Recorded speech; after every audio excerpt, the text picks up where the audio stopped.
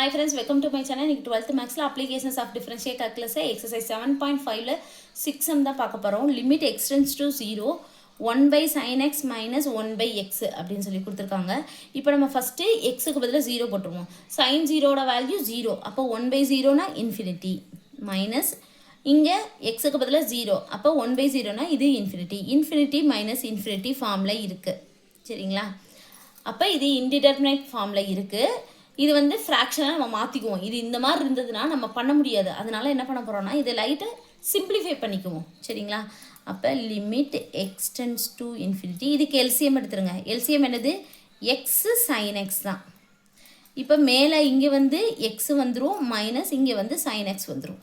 சரிங்களா? இப்போ நம்ம எக்ஸுக்கு பதிலாக 0 வந்து சப்ஸ்டியூட் பண்ணுவோம்.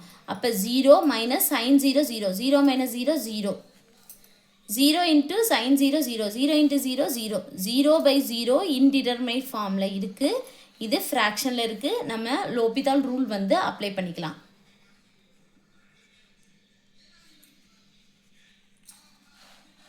லிமிட் அப்படியே எழுதிக்குவோம். Limit x tends to 0.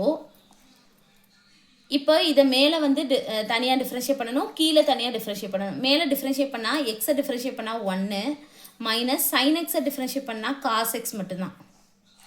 கீழே வந்து யூவியில் இருக்குது. இது யூ வச்சுக்கோங்க, இதை வி வச்சுக்கோங்க.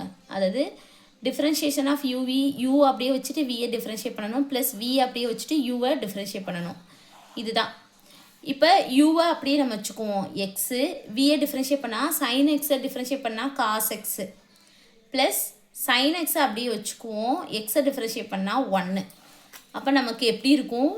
Limit x tends to 0 1 minus cos x x cos x plus sin x, sin x into 1 sin x.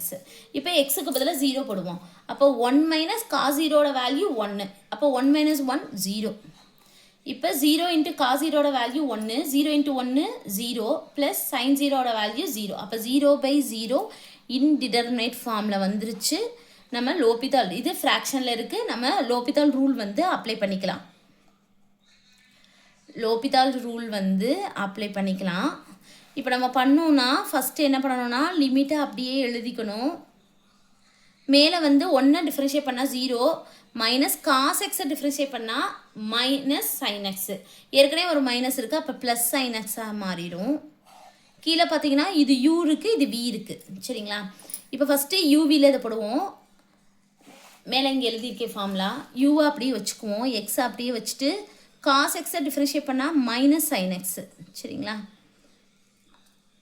Plus இந்த காஸ் எக்ஸ் அப்படியே வச்சுக்குவோம், எக்ஸை டிஃப்ரென்ஷியேட் பண்ணால் 1, ப்ளஸ் இந்த சைன் எக்ஸை டிஃப்ரென்ஷியேட் பண்ணால் தனியாக பண்ணணும். சரிங்களா? இதை யூவியில் போடணும், இது தனியாக பண்ணிக்கணும். சைன் எக்ஸை டிஃப்ரென்ஷியேட் பண்ணால் என்னது? Cos X.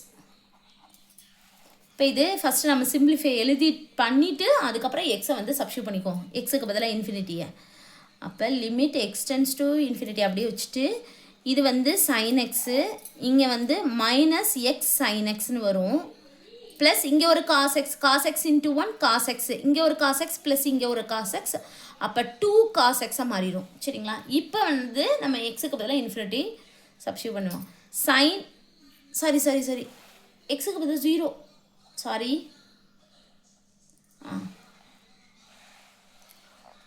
மாற்றி எழுதிட்டேன், சாரி. இப்போ எக்ஸுக்கு பதிலாக 0ன்னு போட்டோம்னா சைன் 0ஓட வேல்யூ இங்கே, சைன் 0ஓட வேல்யூ 0. அப்போ 0 பை மைனஸ் 0 இன்ட்டு சைன் 0 0, அப்போ 0 ப்ளஸ் காஸ் 0ஓட வேல்யூ 1 ப்ளஸ் 2ன்னு வரும். அப்போ 0 by 2. அப்போ நமக்கு ஆன்சர் வந்து என்னது? 0. சரிங்களா? அவ்வளோதான் இந்த சம். தேங்க்யூ.